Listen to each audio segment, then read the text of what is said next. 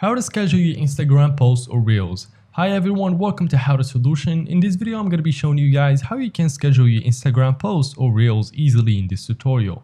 So first of all guys, you can apply the same method that I'm about to do on your phone. I'm just using my PC on this video.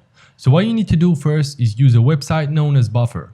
So basically Buffer is a platform that allows you to manage your social media account, either your Instagram account, your Facebook account, and your TikTok account as well.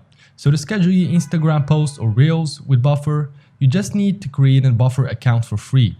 Then it will take you to this dashboard right here, and all you need to do is click on Manage Channels on the left down corner.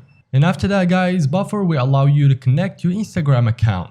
So you need to just click on Connect Channel right here, and as you can see you have different options. Still obviously we want to connect our Instagram account, so just click on Connect. And then you just have to connect your Instagram account to Buffer. And now you will be able to schedule your Instagram posts or reels easily. So yeah guys, that is basically how you can schedule your posts or your Instagram reels easily. So if you found this tutorial helpful, leave a like and subscribe to the channel. That will be much appreciated. Thank you for watching and see you in the next video.